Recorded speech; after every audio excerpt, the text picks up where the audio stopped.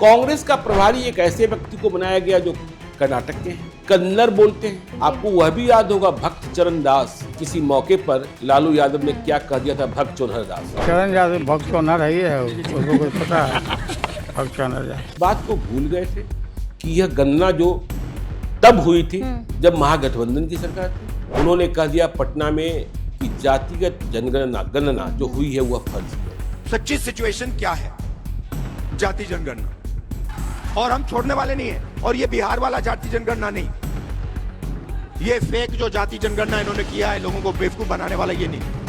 कांग्रेस की सेहत यदि बिहार में देखें या यूं कहें कि देश में भी देखें तो यह एक ठंडी सी पार्टी, हमेशा आईसीयू में पड़ी रहती। कांग्रेस पार्टी में निर्णय कब होगा यह किसी को पता ही नहीं चला। दिल्ली का चुनाव परिणाम ऐसा आया जिसमें नरेंद्र मोदी भी खुश और राहुल गांधी भी खुश। 2020 में जिस तरीके से कांग्रेस ने जिद की, देखिए लालू यादव और तेजस्वी यादव 70 सीटें देने के पक्ष में नहीं थे। कांग्रेस की मजबूती क्या कुछ है? कांग्रेस की मजबूती तो कांग्रेस की लीगेसी है। कांग्रेस पार्टी चुनाव लड़ने के समय वैसे लोगों को लाकर खड़ा कर देती है जिनके पैर कब्र में लगते हैं। देखिए, कहा तो ये भी जा रहा है कि कांग्रेस इस बार भी 70 सीटें चाहती है। आपको क्या लगता है? कांग्रेस के नेताओं ने तो 100 सीटों की बात शुरू कर दी है। 243 पर लड़ लो और नीतीश कुमार की बल्ले बल्ले कर दो, भाजपा की बल्ले बल्ले कर दो। अब आप कहेंगे कि देखिए 70 सीटों से कम की बात हम क्यों करते हैं। 2020 में मुकेश सहनी नहीं थे, तो मुकेश सहनी जब आए हैं तो उनका सम्मान भी रखना है। और वह 5-10 सीटों पर नहीं मानने वाले, वह तो कहते हैं भाई मैं डिप्टी सीएम। तो मुकेश सहनी ने राजनीति की और राजनीति में उस जमात को, उस जाति को जगा दिया जिसकी बड़ी आबादी। वीआईपी की जरूरत महागठबंधन को भी है और एनडीए को भी है। भाई यदि जरूरत न होती तो पूरे चुनाव में, लोकसभा चुनाव में तेजस्वी यादव उन्हें हेलीकॉप्टर के साथ क्यों घुमाते? खाना लाए हैं, लंच में मछली लाए हैं, साथ में रोटी है, नमक है, प्याज है और हरी मिर्ची है।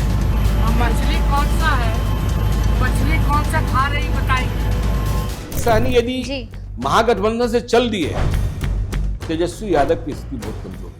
कितनी सीटें वीआईपी को महागठबंधन में? 25 सीटों से कम पर मुकेश सहनी शायद राजी नहीं होंगे। 40 सीटों की बात कर रहे हैं। वो खंजर वाली स्थिति तो दोबारा नहीं ना हो जाएगी? मुकेश सहनी को खंजर दोनों ओर से लगे, ऐसा नहीं कि सिर्फ महागठबंधन। सबसे पहला सवाल तो पैदा होगा मुकेश सहनी स्वयं चुनाव लड़ेंगे कि नहीं।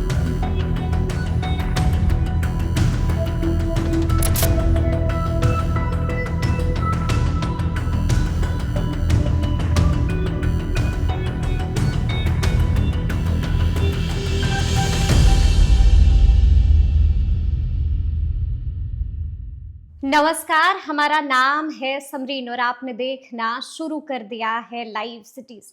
देखिए, कहा जाता है कि तुम जान के भी हमको ना पहचान सकोगे, अनजाने में ये कोई और है, जाना तो कोई और। देखिए, यही वाली कहावत बिहार की सियासत पर बिल्कुल सटीक बैठती है। और आपको मालूम है कि आज संडे का दिन है, शाम के 7:30 बज चुके हैं और लाइव सिटीज आपके लिए लेकर आ गया है बिहार इलेक्शन पॉडकास्ट का एक और एपिसोड। और आज के इस एपिसोड में हम बात करेंगे, हम चर्चा करेंगे कांग्रेस की, हम चर्चा करेंगे वीआईपी की और आपको बताएंगे कि आखिर इनका प्लान ऑफ एक्शन क्या कुछ हो सकता है, इनकी संभावनाएं क्या कुछ होंगी। तो आइए फिर इसी मुद्दे पर एक बार फिर से सीधी बातचीत करते हैं सीनियर जर्नलिस्ट ज्ञानेश्वर जी से।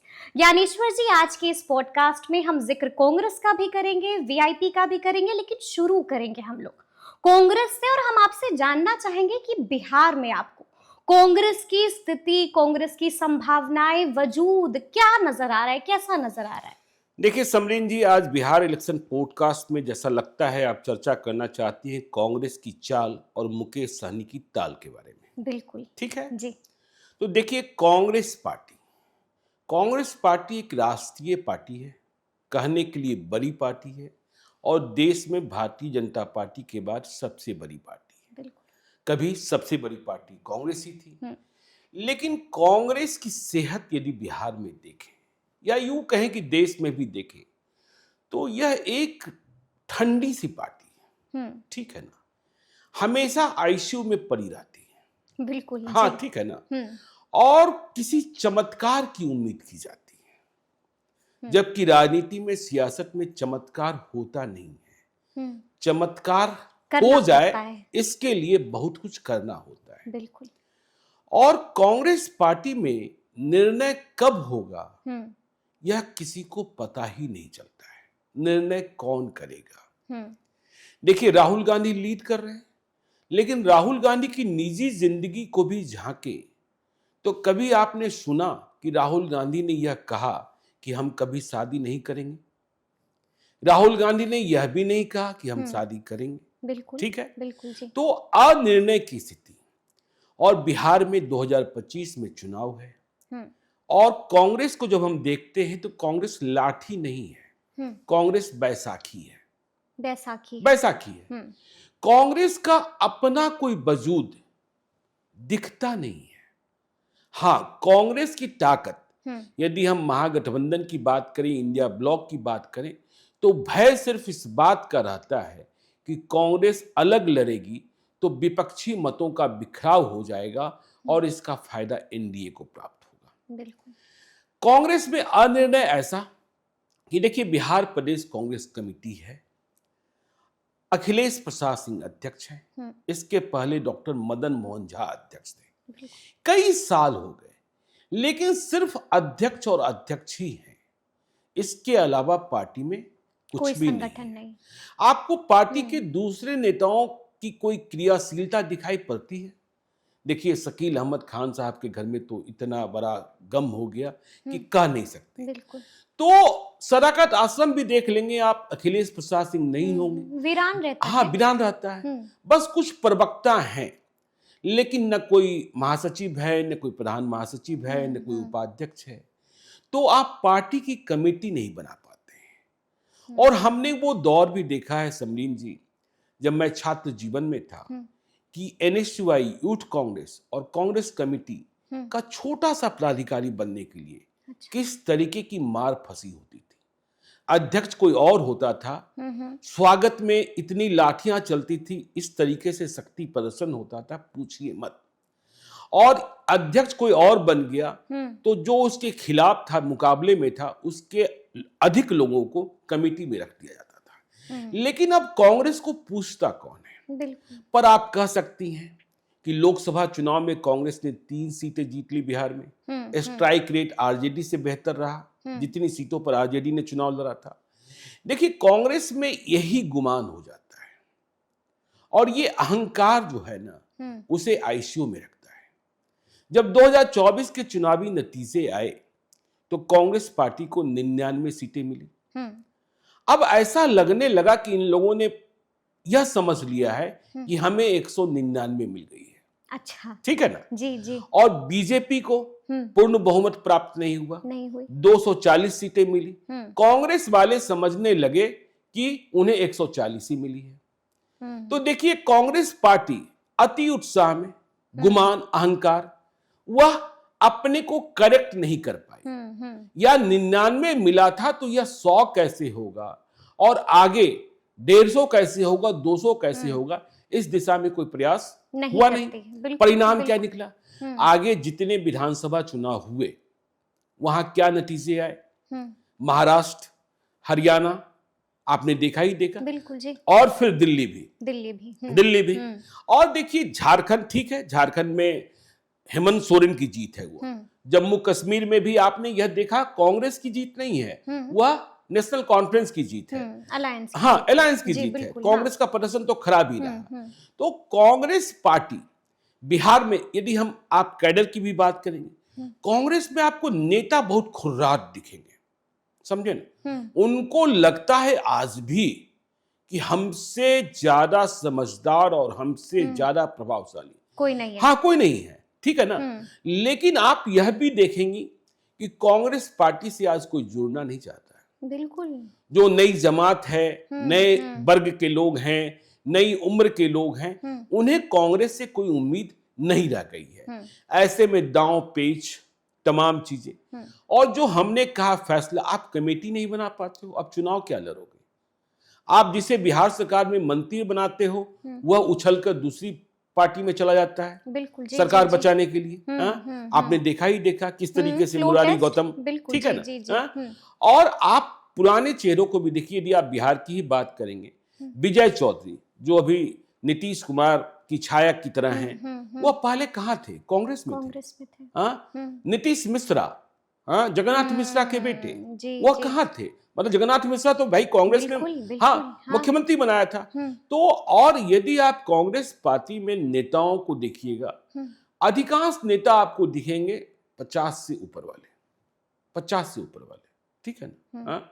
तो नई जमात कांग्रेस से कनेक्ट नहीं हो पा रही, युवा नहीं हो रहे हैं, हाँ, युवा नहीं हो बिल्कुल, पा रहे हैं। बिल्कुल, हाँ। और इस कारण देखिए, अब चूंकि नई जमात कनेक्ट नहीं हो रही है, आपका जो किसी जमाने में जो वोट बैंक था, आपके साथ कौन थे? दलित थे, आपके साथ सवर्ण थे, ठीक है, आपके साथ अकलियत थे। तो अब यह सारा वोट बैंक गड़बड़ हो गया है, बिल्कुल, ठीक है। दलित किसी और के साथ हैं, सवर्ण किसी और के साथ हैं, अकलियत किसी और के अकलियत साथ। किसी और के साथ है। हाँ, अकलियत का जो मूल संकल्प है वह भाजपा हराओ है, क्योंकि अकलियत मुसलमान भाजपा से डरते हैं। और यह भय ही जो है आपको किसी गठबंधन में जगह दे देता है। कि देखिए, कांग्रेस लगातार कमजोर होती गई। 2014 का एक वाक्य आपको सुना दे। रामविलास पासवान जो मौसम वैज्ञानिक कहे जाते थे, तो रामविलास पासवान यूपीए में ही थे, वह एनडीए में जाने के पक्षधर नहीं थे। और सोनिया गांधी से कई दफे उनकी बातचीत हो चुकी थी पिछले कुछ महीनों में। यह नवंबर दिसंबर का महीना होगा 2013 का, 2014 में लोकसभा चुनाव था जी। तो सोनिया जी ने कहा कि देखिए, मैं तो राजी हूं, मैं सहमत हूं, लेकिन एक बार आप राहुल जी से बात कर लीजिए। लेकिन राहुल गांधी से समय मिलना, पता नहीं गांधी परिवार को और विशेषकर राहुल गांधी को अभी भी इतना गुमान क्यों है, बात समझ में नहीं आती है। तो सोनिया गांधी से आसान मुलाकात हो गई थी रामविलास पासवान की जी। लेकिन राहुल गांधी से बातचीत ही नहीं हो पाई। समय मांगा जाता रहा और समय मिला नहीं। इस बीच रामविलास पासवान जी, हाँ, को रामविलास समय नहीं पासवान मिला। को, हाँ, जी, ठीक है जी, ना भाई। आप जगजीवन राम के बाद यदि कहेंगे तो दलित राजनीति के सबसे बड़े हस्ताक्षर थे। बिल्कुल, बिल्कुल, बिल्कुल। तो यह बातें कहीं छुपती नहीं है। मकर संक्रांति 14 जनवरी 2014, राजनाथ सिंह भारतीय जनता पार्टी के राष्ट्रीय अध्यक्ष हुआ करते थे। उन्हें कहीं से खबर मिल गई कि रामविलास पासवान दुखी हैं, मायूस हैं राहुल गांधी की, समय नहीं दे रहे। हाँ, राहुल गांधी समय नहीं दे हाँ, रहे। बिल्कुल। तो राजनाथ सिंह दही चूड़ा खाने को चले गए रामविलास पासवान के यहाँ और वहीं बात बन गई। तो चमत्कार होता नहीं है, चमत्कार हो इसके लिए मेहनत करनी होती है। देखिए 2015 जब बिहार विधानसभा का चुनाव हुआ, 2015 नहीं 2020, देखिए 2015 में तो भाई लालू यादव, कांग्रेस और नीतीश कुमार, बिल्कुल, हाँ, सब साथ थे, इसलिए महागठबंधन की सरकार बन गई, अश्वमेध रथ को रोक दिया गया। 2020 में जिस तरीके से कांग्रेस ने जिद की महागठबंधन के भीतर, हाँ। 70 सीटें, देखिए लालू यादव और तेजस्वी यादव, मूल रूप से लालू यादव 70 सीटें देने के पक्ष में नहीं थे, लेकिन 70 सीटें इन्होंने ले ली। यदि आपको 2020 का प्रकरण याद हो, उस वक्त यदि आप कवर कर रही थी तो राहुल गांधी से बात बिगड़ गई थी, बिल्कुल जी। हाँ, लेकिन प्रियंका गांधी, तो आपने 70 सीटें ले ली थी, लेकिन आपके पास, और जब 70 संख्या पर आप अड़ जाते हैं तो मालूम होता है कि आपको क्वालिटी सीट्स नहीं मिलते हैं। बिल्कुल। तो आप संख्या तो हासिल कर लिए, लालू यादव और तेजस्वी यादव ने भी खेला कर दिया कि उनके पास जहां उम्मीदवार नहीं थे, हाँ, वो सीटें आपको दे दी गई। परिणाम यह हुआ कि 2015 की तुलना में 2020 में आपका परफॉर्मेंस गड़बड़ा गया कि आपने देखा भागलपुर के उम्मीदवार को पटना साहिब लाकर चुनाव लड़ाया जा रहा था, पटना के उम्मीदवार को नालंदा में जाकर चुनाव लड़ाया जा रहा था, पटना के उम्मीदवार को समस्तीपुर में जाकर चुनाव लड़ाया जा रहा था। तो आप संख्या पर पहले लड़ते हो, सीट पर बात नहीं करते हो। बिल्कुल, क्वांटिटी देखते हैं, क्वालिटी हाँ, नहीं, हाँ, हाँ, बिल्कुल, बिल्कुल। और इसका फायदा देखिए, अब चुनाव 7 महीने हैं, ये निर्धारित समय पर चुनाव हो रहे हैं। तो लालू यादव भी पहल नहीं कर रहे हैं, तेजस्वी यादव भी पहल नहीं कर रहे हैं, और कांग्रेस की स्थिति ऐसी नहीं होगी। जबकि देखिए, आपने देखा कि जनवरी और फरवरी में राहुल गांधी 2 बार पटना आए, 2 बार पटना आए, लालू यादव से मिलने भी गए थे। और लालू यादव ने एक बेहतर कोशिश की थी। देखिए, दिल्ली का चुनाव चल रहा था, यह किस्सा शायद आपको पता है कि नहीं पता है। दिल्ली में अरविंद केजरीवाल और राहुल गांधी की लड़ाई भी चल रही थी। बिल्कुल। तो 18 जनवरी को जब राहुल गांधी पटना आए थे, वो वहां भी गए जहां बीपीएससी के अभ्यर्थी आंदोलन थे, गदनीबाग जी। फिर लालू यादव के पास गए। लालू यादव ने कहा था कि दिल्ली में अरविंद केजरीवाल का विरोध मत कीजिए। अच्छा, हाँ जी, ठीक है। राहुल गांधी को कहा था और राहुल गांधी बात मान भी गए थे। बात मान गए? हाँ, बात मान गए थे। आपको जानकर हैरत होगी। देखिए क्या है इंडिया ब्लॉक में। तो राहुल गांधी जब पटना से वापस हुए 18 जनवरी को, तो अगले कई दिनों तक वह दिल्ली विधानसभा के प्रचार में नहीं गए थे। कह दिया गया कि तबीयत खराब है। अच्छा। जबकि तबीयत खराब नहीं थी। जी जी जी। प्रियंका गांधी भी नहीं जा रही थी। तो तबीयत खराब है, राहुल गांधी नहीं जा रहे हैं, लालू यादव की बात मान ली। ठीक है, राहुल मौन मैसेज था ये। लेकिन चुनाव 5 फरवरी को चुनाव था, उसके एक हफ्ते पहले अरविंद केजरीवाल ने बड़ी गलती कर दी। उन्होंने भ्रष्टाचारियों की सूची जारी की, टॉप भ्रष्टाचारियों की। उसमें राहुल गांधी का जिक्र कर दिया। अरविंद केजरीवाल को पता ही नहीं, समन्वय देखिए, अरविंद केजरीवाल को पता ही नहीं कि लालू यादव ने मना किया है राहुल गांधी को। जी जी। तो जब टॉप भ्रष्टाचारियों की सूची में राहुल गांधी को अपना नाम दिखा, तो फिर वह कूद पड़े।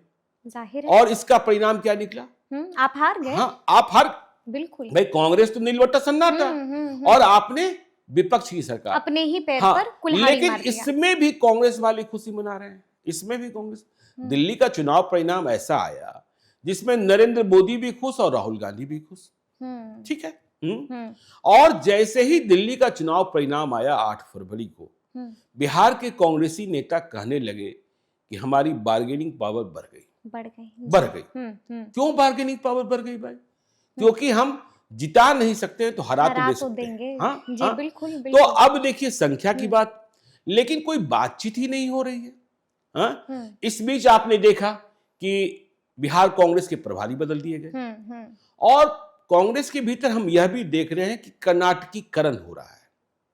ठीक है, कांग्रेस का प्रभारी एक ऐसे व्यक्ति को बनाया गया जो कर्नाटक के हैं, कन्नड़ बोलते हैं, हिंदी कितनी समझ में आती है पता नहीं, बिहार को कितना जानते हैं ये बिहार को कितना जानते हैं। पहले वह यूथ कांग्रेस के मामलों को देखा करते थे। तो अब आपने कन्नड़ देखिए, यह कई पॉलिटिकल एनालिस्ट और पॉलिटिकल पंडित ने राहुल गांधी को सलाह दी, पहले से दे रखी है कि चाहे बिहार हो, झारखंड हो, उत्तर प्रदेश हो, यहाँ प्रभारी आप हिंदी पट्टी के लोगों को बनाइए। मोहन प्रकाश थे पुराने समाजवादी, बिल्कुल। मतलब लालू यादव से भी उतने ही अच्छे रिश्ते, नीतीश कुमार से भी उतने अच्छे रिश्ते। अब ये नए प्रभारी जो कन्नड़ वाले हैं, ठीक है, कर्नाटक में आपकी सरकार है, आपको चुनाव के वक्त फंड की जरूरत, कांग्रेस के पास पैसों की किल्लत तो हो ही गई है, लेकिन आपने ऐसी गलती की। और लालू यादव, देखिए अखिलेश प्रसाद सिंह से कितना कोऑर्डिनेशन होगा, लालू यादव से कितना होगा, ठीक है। आपको वह भी याद होगा भक्त चरण दास, उड़ीसा के, अब तो उन्हें उड़ीसा प्रदेश कांग्रेस कमेटी का अध्यक्ष बना दिया गया है। वे बिहार के प्रभारी थे, और किसी मौके पर लालू यादव ने क्या कह दिया था, भक्त चौधरी दास। बिल्कुल बिल्कुल, खूब बवाल हुआ, खूब बवाल हुआ था। तो ये स्थिति और परिस्थिति बहुत विचित्र किस्म की है, और कांग्रेस के पास कोई अपना वोट बैंक नहीं बचा है। आप लोकसभा चुनाव में भी देखिए ना, मनोज राम जो सासाराम से चुनाव जीत गए, वह तो इंपोर्टेड कैंडिडेट थे, बिल्कुल, बसपा के। बिल्कुल, जी जी जी। नया प्रयोग सिर्फ यह था कि अखिलेश प्रसाद सिंह ने अपने बेटे को चुनाव लड़ाया महाराजगंज से, ठीक है। तो आपको मेहनत करनी होगी, और जो हमने कहा ना कि आईसीयू से बाहर निकलना होगा। आपके पास पार्टी में सिर्फ, और देखिए जब चुनाव करीब आ रहे हैं, यह भी फैसला होगा नहीं होगा, क्योंकि आजकल पूरे देश में आप देख रहे हैं राहुल गांधी जय बापू, जय संविधान, जय भीम कर रहे हैं, ठीक है, जय भीम कर रहे हैं। हाँ। और देखिए पटना में जब वो आए थे 18 जनवरी को, उन्होंने कह दिया पटना में कि जातिगत गणना जो हुई है वह फर्जी है। क्या राहुल गांधी इस बात को भूल गए थे कि यह गणना जो तब हुई थी जब महागठबंधन की सरकार थी, बिल्कुल। और इस बात के लिए आपने वाहवाही लूटी थी, वाहवाही लूटी थी। तो हम कह रहे थे कांग्रेस पार्टी में देखिए अब प्रभारी बदले हैं, अब कांग्रेस कमेटी के परिवर्तन की बात हो रही है कि भाई उसमें कुछ दलित, किसी नए चेहरे अध्यक्ष, कहीं कोई लोग प्रतिमा कुमारी का नाम लेते हैं, कई लोग राजेश राम का नाम ले रहे हैं, फिर कन्हैया कुमार पप्पू यादव की बात हो रही है कि उन्हें, देखिए पप्पू यादव निर्दलीय चुनाव जीते और वह कांग्रेस के लिए लगातार प्रचार कर रहे हैं, झारखंड में भी प्रचार करते देखे गए, दिल्ली में भी प्रचार करते देखे गए। लेकिन आपको यदि पप्पू यादव को और कन्हैया कुमार को कांग्रेस के अभियान में और बिहार के चुनाव में सक्रिय रूप से लगाना है, हाँ। तो पहले आपको लालू यादव और तेजस्वी यादव को राजी कर लेना चाहिए, क्योंकि आप बैसाखी हैं। कहीं ऐसा ना हो कि आप देखते ही हैं कि पप्पू यादव का नाम आते ही किस तरीके से वह परिवार जो है बिल्कुल गुस्सा हो जाता है, बिदक जाता है। कन्हैया कुमार को कैसे बिहार से भगा दिया गया। बिल्कुल, बिल्कुल, तो जरूरत है। देखिए यदि लोकसभा चुनाव में पप्पू यादव साथ होते तो कम से कम अररिया लोकसभा क्षेत्र तो आरजेडी जीत जाता, बिल्कुल जीत जाता। भाई कितना मतों का अंतर रह गया था। वहां आपके यादव ही आपके साथ नहीं हो पाए, नहीं तो अररिया में जो डेडली इक्वेशन है यादव और मुसलमान का, उसके बाद तीसरे मत की जरूरत नहीं, आपको सुपौल में और मधेपुरा में मजबूत उम्मीदवार मिल जाता। तो कांग्रेस पार्टी फैसला और कह देने से, आप देखिए ना बिहार में जब चुनाव की बात चल रही है, एनडीए कितना आगे है। नीतीश कुमार प्रगति यात्रा खत्म कर चुके हैं, उनके सारे प्रदेश अध्यक्ष निकले हुए हैं लगातार। हाँ नहीं, उनकी यात्रा भी करीब करीब पूरी होने वाली है, करीब करीब पूरी होने वाली। अब तो देखिए विधानसभा बार यात्रा शुरू होनी है और आपके यहाँ कोई बात ही नहीं हो रही है। भाई आपने कहा कि दिल्ली चुनाव के नतीजे कहते हैं कि कांग्रेस को इग्नोर करना या कांग्रेस को कम आंकना कठिन है। ठीक है, कठिन है। अब यह पहल लालू यादव को भी करनी चाहिए, तेजस्वी यादव को भी करनी चाहिए और कांग्रेस को भी करनी चाहिए कि भाई सीटों की संख्या और सीटों के बारे में यदि आप 1 महीना पहले फैसला करेंगे, 1.5 महीना पहले फैसला करेंगे, आप देखते हैं कांग्रेस पार्टी या महागठबंधन में 4 नामों का ऐलान आज होता है, 10 नामों का ऐलान कल होता है, 2 नामों का फिर किसी का ऐलान हो गया, फिर उसका पत्ता कट गया। तो ये सारी स्थिति परिस्थिति जो होती है ना, यह महागठबंधन और इंडिया अलायंस का भट्टा बैठा देता है समरीन जी। लेकिन यहाँ पर यह भी समझना जरूरी है ज्ञानेश्वर जी कि कांग्रेस की मजबूती क्या कुछ है और कांग्रेस की कमजोरी क्या कुछ है जिससे वर्क करने की बेशक जरूरत है। नहीं, कांग्रेस की मजबूती तो कांग्रेस की लीगेसी है, ठीक है ना। और कांग्रेस देखिए मजबूती कहाँ अब दिखाई पड़ती है, मजबूती अब नहीं दिखाई पड़ती, रोज नए प्रयोग होते हैं।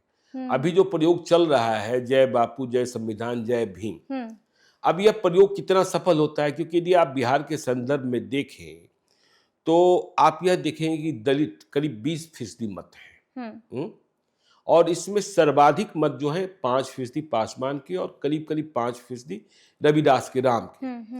तो पासवान तो बुक है, बिल्कुल पासवान तो चिराग पासवान के साथ है, बिल्कुल जी।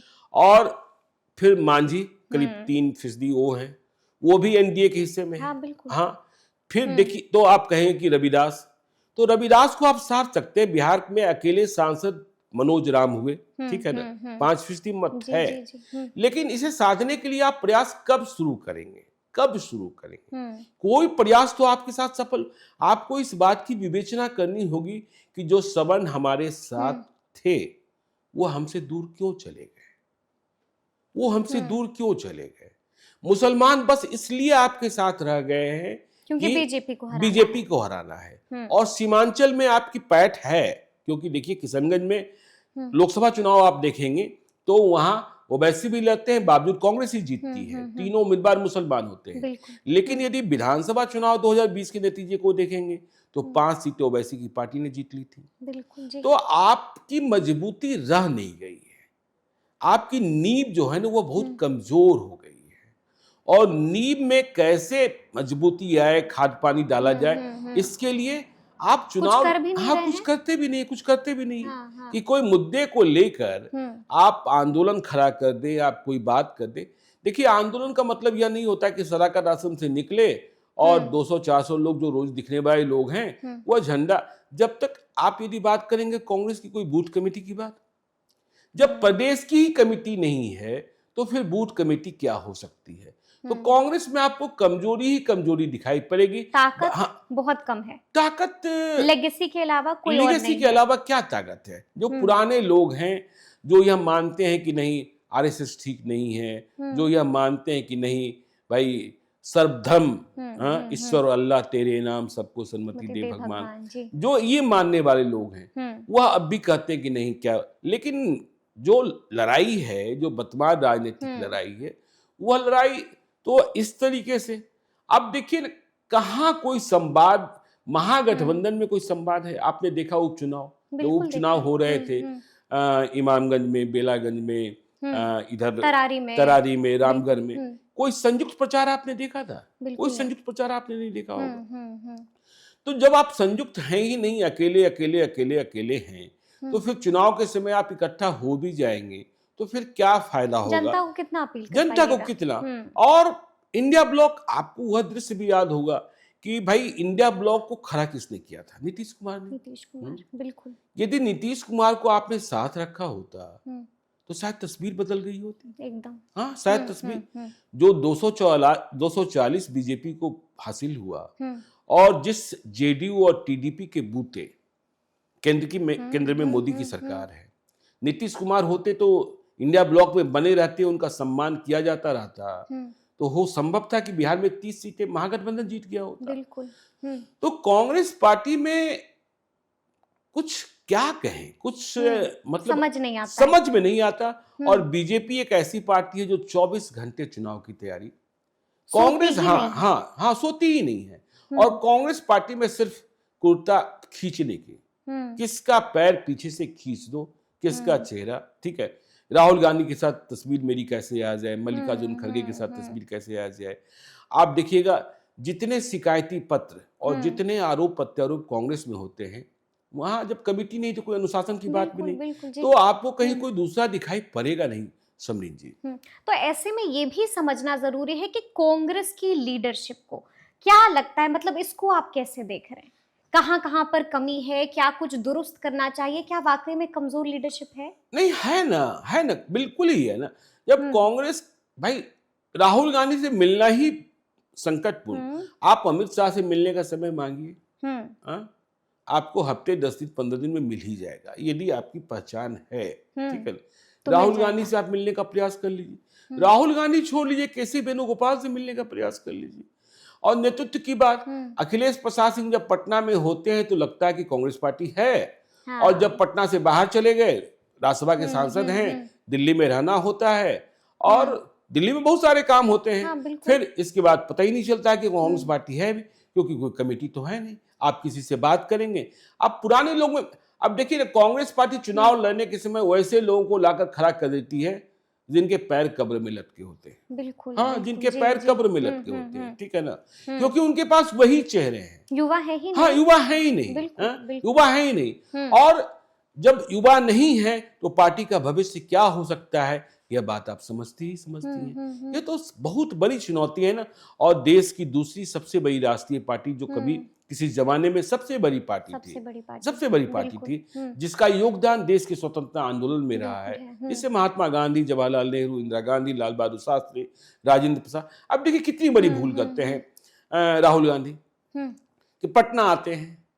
भाई आप संविधान हाथ में पकड़े रहते हो, ठीक है, आप भीमराव अंबेडकर का नाम लेते हो, ठीक है, लेकिन पटना में डॉक्टर राजेंद्र प्रसाद का भी तो नाम ले लीजिए। संविधान सभा के अध्यक्ष तो राजेंद्र प्रसाद ही थे, लेकिन आपको यह बात समझ में आती है कि राजेंद्र प्रसाद और जयप्रकाश नारायण के नाम पर वोट नहीं मिलता है, और भीमराव अंबेडकर के नाम पर वोट मिलता है, इसलिए आप भी भूल जाते हो, तो ये बड़ा संकट है समझ जी, बड़ा संकट है। तो क्या लगता है, जिस तरह से लग रहा है कि सीटों की डिमांड जो है वो अभी से ही शुरू हो गई है। देखिए, कहा तो ये भी जा रहा है कि कांग्रेस इस बार भी 70 सीटें चाहती है। आपको क्या लगता है, वाकई में 70 सीटें मिल पाएंगी या फिर पेच जो है वो बुरी तरह से उलझ जाएगा? नहीं, कांग्रेस के नेताओं ने तो 100 सीटों की बात शुरू कर दी है।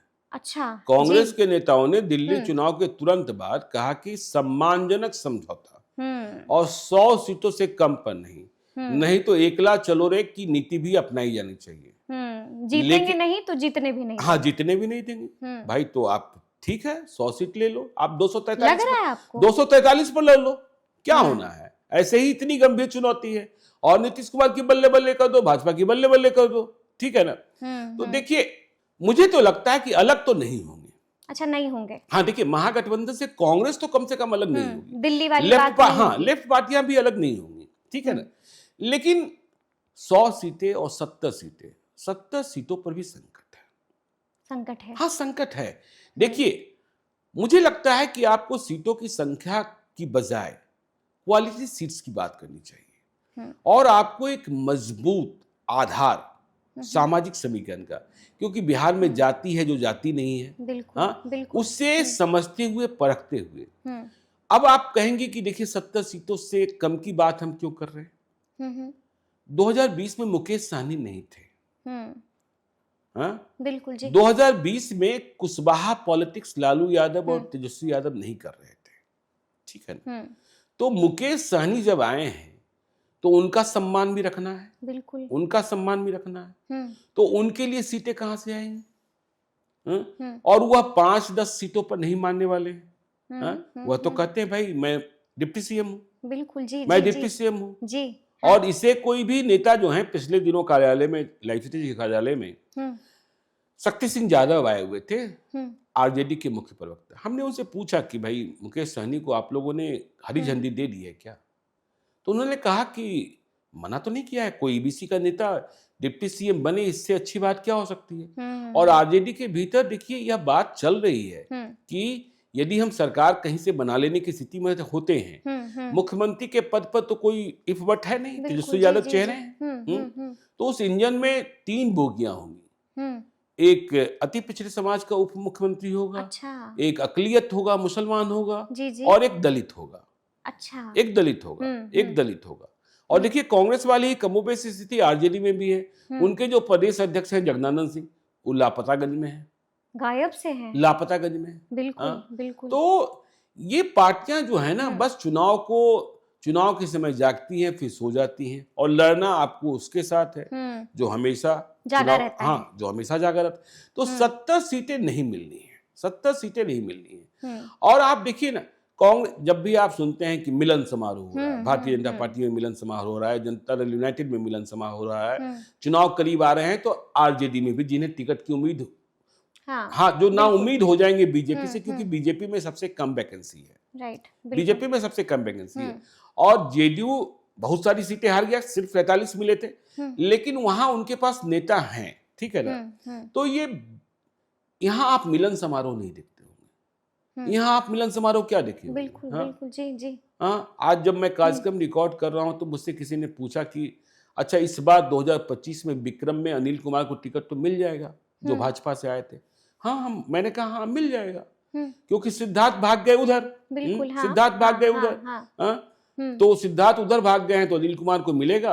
और आपने देखा ही था 2020 में बीजेपी ने एक नया प्रयोग किया था, इसलिए वहां मतलब बीजेपी का उम्मीदवार तो तीसरे नंबर पर चला गया था। बिल्कुल, बिल्कुल तो जी। आपको मिलन समारोह में भी आप देखिएगा कि सबसे कमजोर पार्टी अरसा हुआ देखे हुए मिलन अरसा हुआ समारोह देखिए। हाँ, अरसा हुआ। जी। हाँ, हाँ, तो ये बड़ा संकट तो है। बड़ा संकट हाँ। है। तो चलिए अब हम जिक्र करते हैं वीआईपी का। वीआईपी का आपको क्या लग रहा है?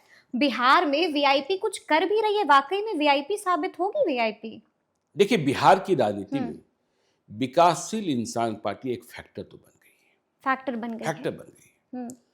और कुछ वर्षों के भीतर किसी पार्टी को पहचान मिल जाना एक बड़ी बात होती है, एक बड़ी राजनीतिक घटना होती है।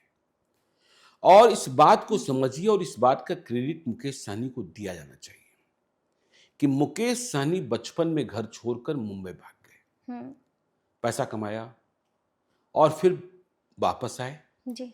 राजनीति की राह पकड़ी और एक पार्टी उन्होंने खड़ी कर ली, जिस पार्टी की चर्चा आज दोनों गठबंधनों में है।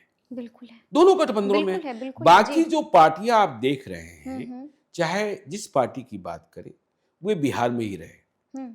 रामविलास पासवान कभी घर छोड़कर मुंबई नहीं गए थे ना, नहीं। उपेंद्र कुशवाहा कभी घर छोड़कर भागे नहीं थे ना, और फिर सिर्फ राजनीति करने के लिए वापस नहीं आए ना। तो मुकेश सहनी ने राजनीति की और राजनीति में उस जमात को, उस जाति को जगा दिया जिसकी बड़ी आबादी है, जिसकी बड़ी आबादी है। बिल्कुल। मल्लाह और निषाद, ठीक है ना। तो विकासशील इंसान पार्टी, भले सफलता बहुत नहीं मिली, और विकासशील इंसान पार्टी को हम भ्रमणशील पार्टी भी कहते हैं। अच्छा, ठीक है ना। जी, जी, जी। भ्रमणशील पार्टी भी कहते हैं। भ्रमण करते रहते हैं। हाँ, भ्रमण करते रहते हैं, और ठीक है, किया भी जाना चाहिए। यदि आप बार्गेन करने की स्थिति में हैं तो आप क्यों नहीं बार्गेन करेंगे, क्यों नहीं बार्गेन करेंगे। और आपको बार्गेन करने लायक तब माना जाता है जब जो सुप्रीमो हो, चाहे एनडीए का सुप्रीमो हो, चाहे महागठबंधन का सुप्रीमो हो, यह मान लेता है कि इसके पास कुछ न कुछ तो है, ताकत है?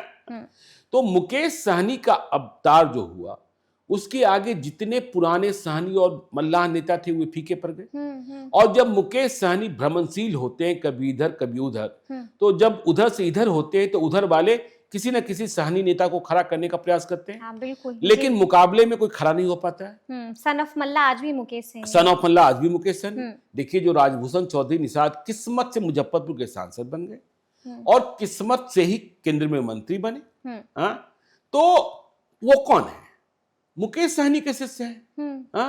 मुकेश सहनी की कक्षा में राजनीति की एबीसीडी राजभूषण चौधरी निषाद की पत्नी बिल्कुल खिलाफ थी राजभूषण चौधरी की राजनीति करने के। अच्छा, हाँ, ठीक है ना जी।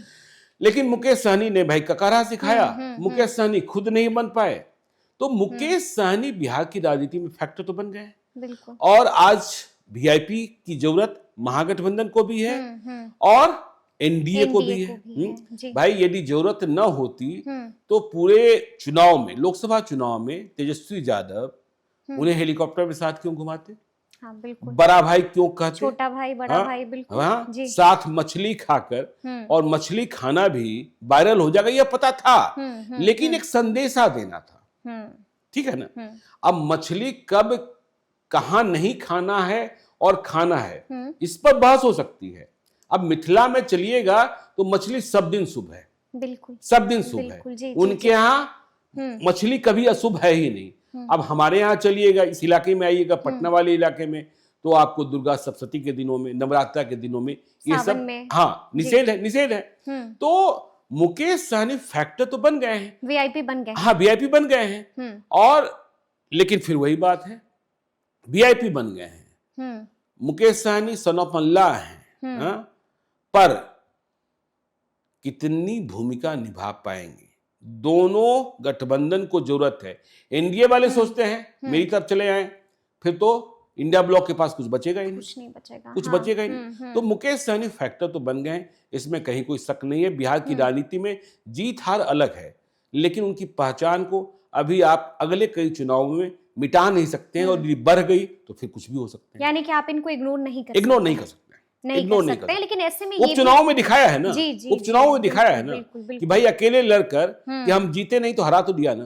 बिल्कुल, बिल्कुल दिखाया है ना। जी। तो क्या मतलब महागठबंधन के साथ है ही ना, क्योंकि कई तरह की खबरें चलती रहती हैं। कहा जाता है कि एनडीए वाले लगातार फोन भी करते रहते हैं, मनाने की कोशिश भी करते हैं, और दरवाजे हमेशा मुकेश सहनी के लिए खुले रखते हैं।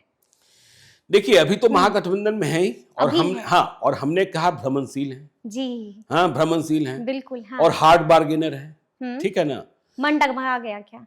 नहीं, मन डगमगाना तो तब होगा ना जब बातचीत शुरू होगी कि आपको कितनी सीटें देंगे। देखिए, मुकेश सहनी ने भी एक लिस्ट बना रखी है, ABC विधानसभा बार।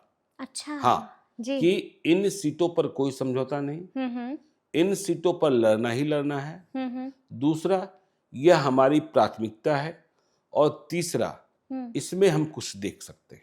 अच्छा। और मुकेश सहनी ने इतने धक्के खाए हैं कि उन्हें पता चल गया है कि इससे फायदा नहीं होना है कि हम सीटें अधिक ले लें, और जो सीटें दे रहा है उनके ही उम्मीदवार ले लें।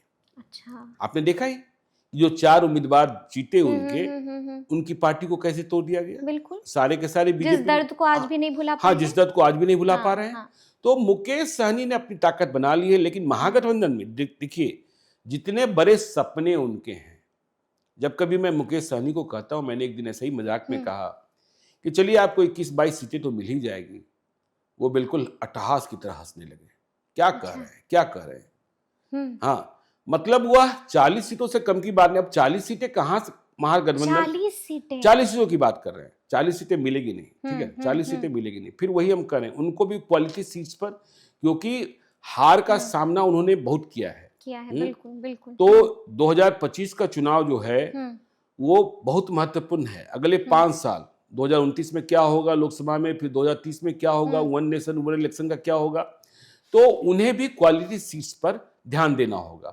और जो उनके मन में है कि हमें डिप्टी सीएम बनना है, यदि कहीं से बन गए तो फिर बड़ी बात हो जाएगी। बड़ी बात हो हाँ, जाएगी, लेकिन जी। महागठबंधन की सरकार बनेगी कि नहीं बनेगी, इसी पर बहुत बड़ा प्रश्न चिन्ह Question है। mark हाँ, है। और हाँ। यह सब कुछ निर्भर करता है नीतीश कुमार की सेहत पर। देखिए, नीतीश कुमार के चेहरे का जादू खत्म है, लेकिन नीतीश कुमार से बिहार की जनता नफरत नहीं कर रही। नहीं करती है। हाँ, नफरत नहीं करती, ठीक है ना, बिल्कुल जी। नफरत नहीं करती।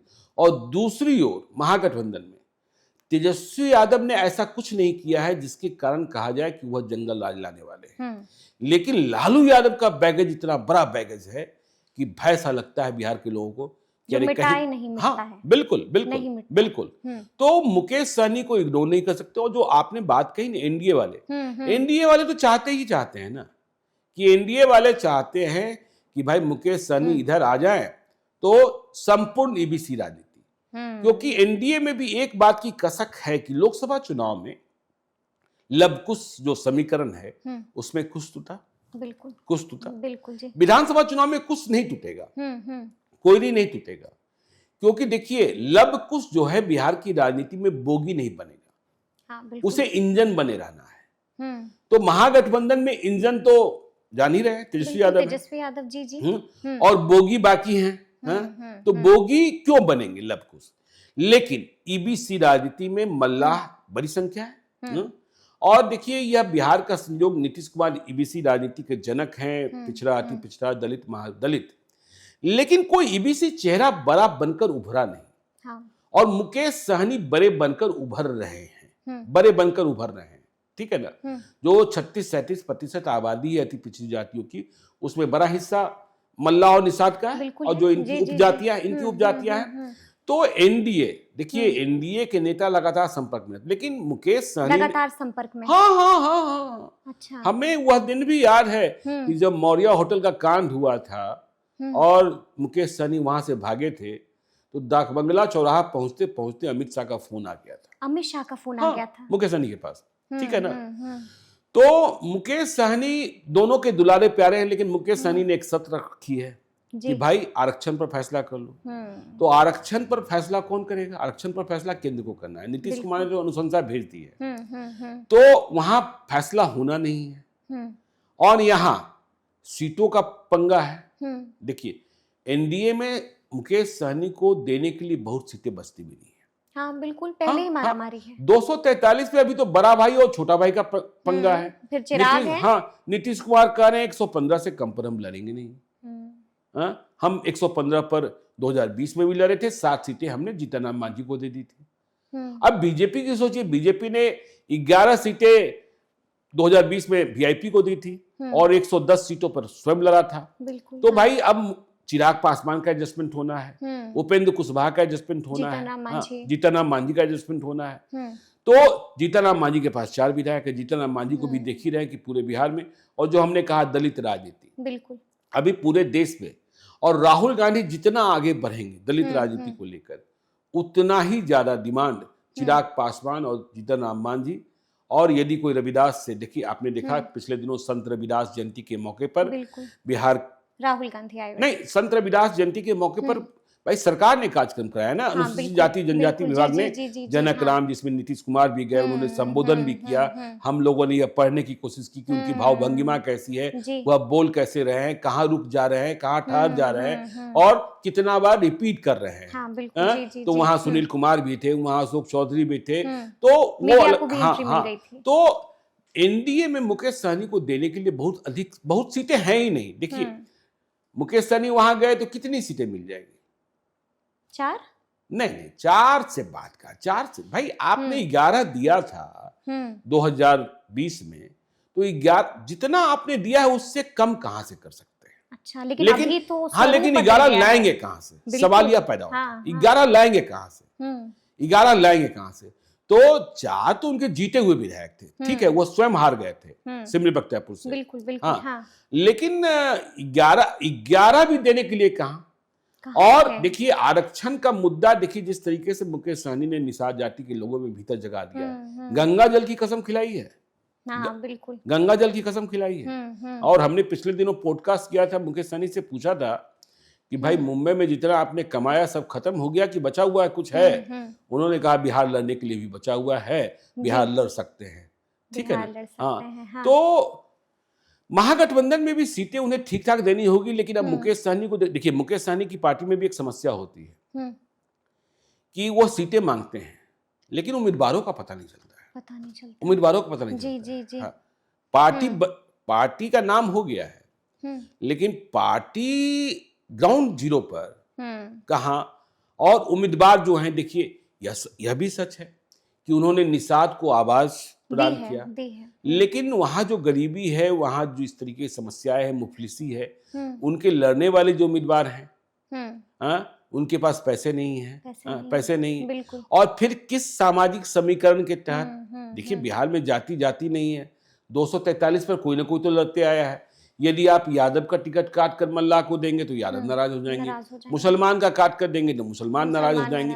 तो यह बहुत बड़ी समस्या होती है, और अब कोई किसी की बात सुनने को तैयार नहीं है। आपने देखा ना रामगढ़ के उपचुनाव में, रामगढ़ के उपचुनाव में क्या हुआ, जगदानंद सिंह के बेटे को, अजीत सिंह को, यादवों ने वोट नहीं दिया ना, वह बसपा की सवारी कर लिए, बसपा की सवारी कर लिए, हाँ, सतीश यादव, एलियस पिंटू यादव के साथ।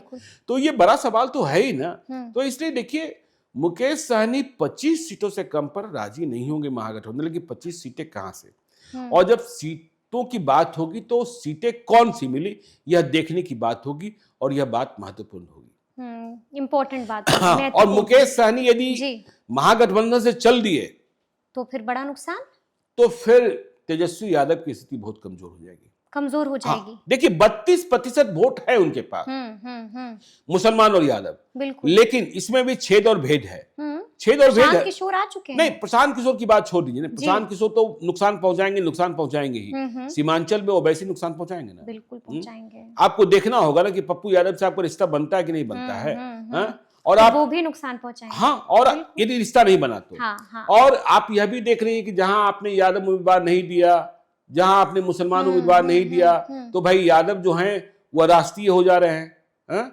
तो वहां तो आपको जीतने के लिए 42-43% मत चाहिए। तो मुकेश सहनी जिधर होंगे कुछ प्रतिशत मतों के साथ इजाफा कर सकते हैं, तो मुकेश सहनी का नुकसान झेलने की स्थिति में तेजस्वी यादव होंगे नहीं, होना भी नहीं चाहिए, होना भी नहीं चाहिए। लेकिन फिर वही बात है, संवादहीनता ऐसी है कि महागठबंधन में पता ही नहीं चलता है, कई महीने बातचीत नहीं होती है, कई महीने बातचीत नहीं। आप देखिए ना भाई, बीजेपी जेडीयू ने इंटरनल सर्वे करा लिया, भाई नीतीश कुमार की प्रगति यात्रा हो चुकी, पूरे बिहार में प्रदेश अध्यक्षों की यात्रा हो रही है, लेकिन आपके यहाँ क्या है, आपके यहाँ क्या है?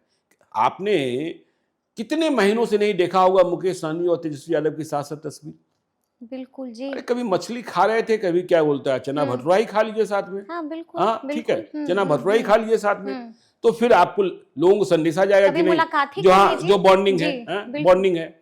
तो ये समस्या तो बहुत बड़ी समस्या है ना। तो और यदि दिल टूटा तो कुछ कम लेकर भी उधर चले गए, उसे कह रहे हैं कि बिना आरक्षण कुछ नहीं, हाँ आरक्षण की घोषणा कर दें अमित शाह तो सोच सकते हैं, तो फिर विचित्र स्थिति पैदा होगी, महागठबंधन की स्थिति और भी दयनीय हो जाएगी। लेकिन ऐसे में ये भी समझना जरूरी हो जाता है कि बिहार में आप ईबीसी पॉलिटिक्स को कैसे देखते हैं? एबीसी पॉलिटिक्स मतलब ईबीसी पॉलिटिक्स नहीं, ईबीसी पॉलिटिक्स देखिए 36-37%, और उसके नेता, सबसे बड़े नेता नीतीश कुमार ही है, बिल्कुल है, हाँ? नीतीश कुमार ईबीसी नहीं है, नीतीश कुमार ओबीसी है, सम्राट चौधरी भी ओबीसी है, ठीक है, और भाई तेजस्वी यादव भी बीसी है, बैकवर्ड क्लास है, ठीक है ना। तो भाई सवाल यह पैदा होता है कि ईबीसी की राजनीति को उभरने नहीं दिया गया उभरने। अच्छा, कोई नेतृत्व तो, और इस 37% में इतनी जातियां हैं कि पूछिए मत।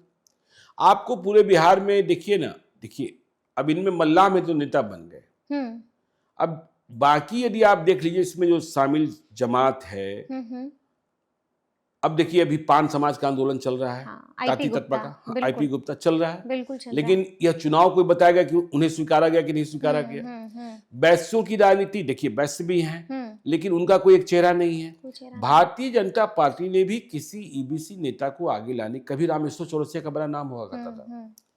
प्रेम कुमार देखिए, अब मतलब प्रेम कुमार मंत्री रहे लेकिन इसके आगे बहुत कुछ नहीं हो पाए। बिल्कुल बिल्कुल तो हाँ। ईबीसी राजनीति में एक बड़ी वैकेंसी है, वैक्यूम है हाँ यहाँ पर। हाँ, और इसी वैकेंसी और इसी वैक्यूम को पूरा करने की कोशिश मुकेश सहनी कर रहे हैं। लेकिन सफलता चाहिए, एक कहीं से कुछ ऐसा हो जहां आइस ब्रेक हो। होना चाहिए होना चाहिए। लेकिन आपको क्या लगता है कितनी सीटें वीआईपी को महागठबंधन में मिल नहीं, हमने कहा ना कि देखिए 25 सीटों से कम पर मुकेश सहनी शायद राजी नहीं होंगे। 40 सीटों की बात कर रहे हैं, लेकिन 25 सीटें मिलेगी भी तो बहुत मुश्किल से मिलेगी।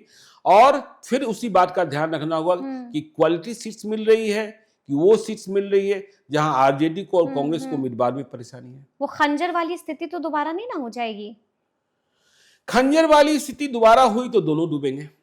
दोनों डूबेंगे, यह बात भी तय है।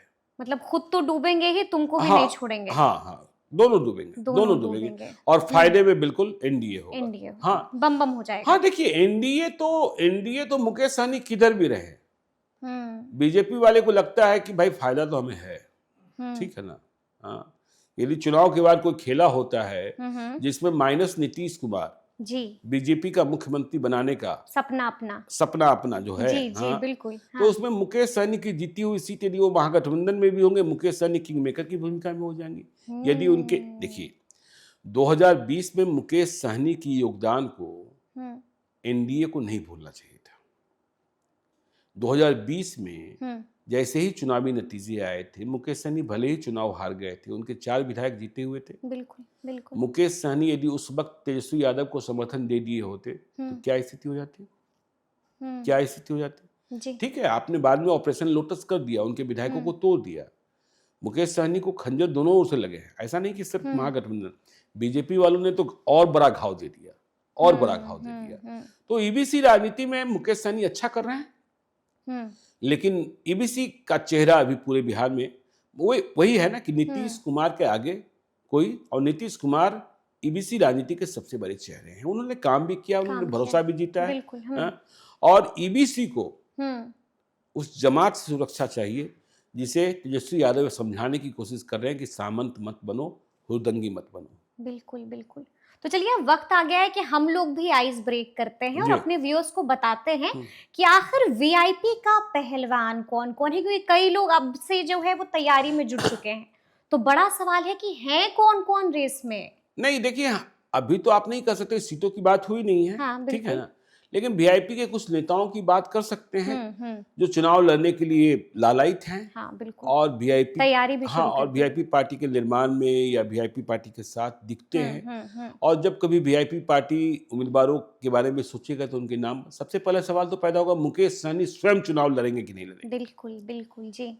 तो खबर यह है कि मुकेश सहनी स्वयं चुनाव लड़ने को तैयार है। हाँ, तैयार है। अच्छा। हाँ, और लड़ना भी चाहिए। भाई देखिए, अभी आपको चुनाव जीते नहीं, लोकसभा चुनाव हार गए थे, विधानसभा चुनाव हार गए थे, आप विधान पार्षद बने और फिर मंत्री बने, तो आपको एक बार चुनाव लड़कर दिखाना होगा। लेकिन चुनाव कहां से लड़ेंगे, यह बड़ा सवाल है जी। तो देखिए, कौन सी सीट हो सकती है? क्या दरभंगा में गौरा बुराम की सीट होगी? गौरा बुराम उनका क्षेत्रीय विधानसभा क्षेत्र है, ठीक है ना।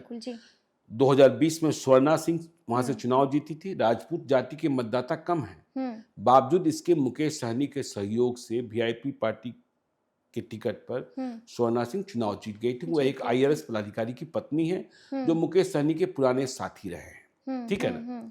तो स्वर्णा सिंह भी भाजपा में चली गई। हाँ। और हमें यह भी याद है कि 2015 में इसी गौरा बुराम सीट को लेकर बात बाद में एनडीए से मुकेश सहनी की बिगड़ गई थी।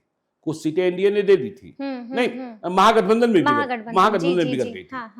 और बाद में यह सीट जो है कोई विनोद बम्पर के लिए मुकेश सहनी ने लोजपा से हासिल किया था। विनोद बम्पर चुनाव हार गए थे।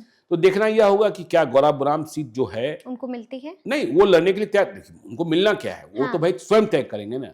बिल्कुल।